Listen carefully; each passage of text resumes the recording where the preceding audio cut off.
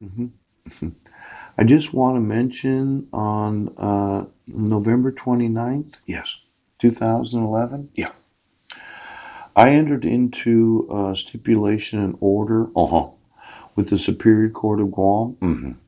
That would be the people of Guam versus Paul Chad Budnick. Yes. Now, the people of Guam, known as the state of Guam, by and through their Assistant Attorney General, Nick Barrett, yeah, and the defendant, represented by the Guam Public Defender Service Corporation, do hereby enter into the following agreement. Right. Having entered into diversion, defendant has completed the counseling requirements, yes, of the diversion program and I paid the applicable fines and fees. Yes.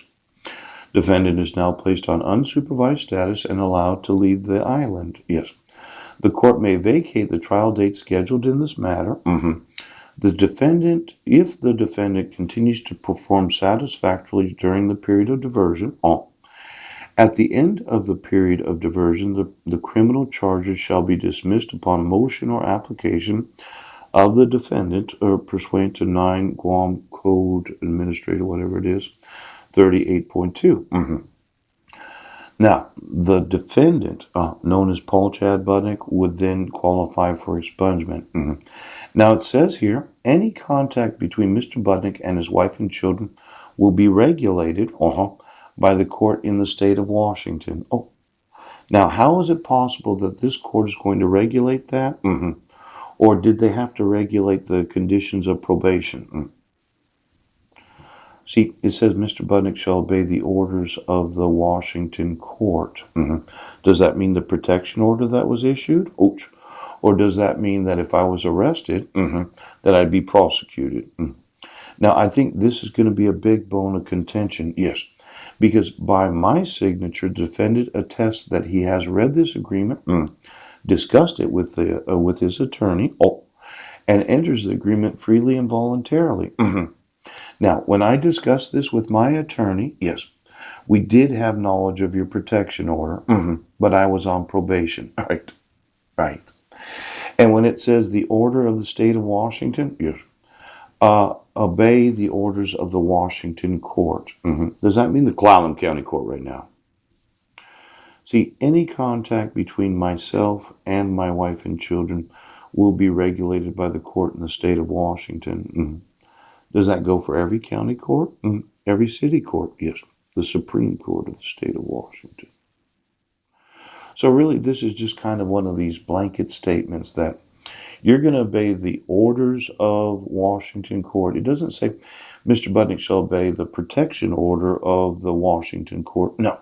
It doesn't say that Mr. Budnick shall obey the Clallam County protection order.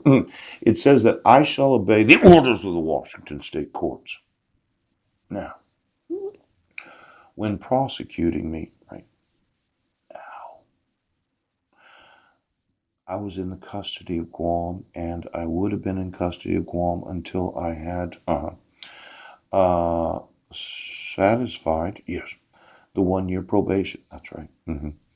Any contact between Mr. Budnick and his wife, will be regulated by the court in the state of Washington. Yes.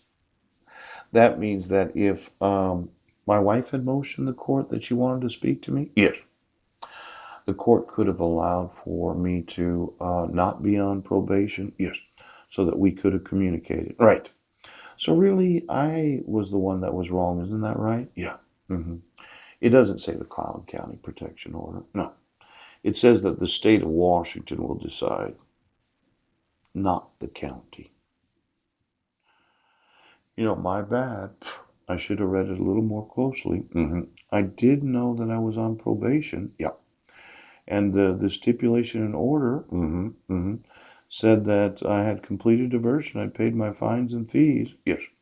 There would be no more scheduled hearings. Right, right. I was able to leave the island. Yes. And it wasn't the order of Clallam County, was it? No. It was any order of any court in the state of Washington. Now, I'd like you to remove your fraud and give me my sons and have Marilyn contact me because November 21st, 2011, yeah, I was on Guam at the time.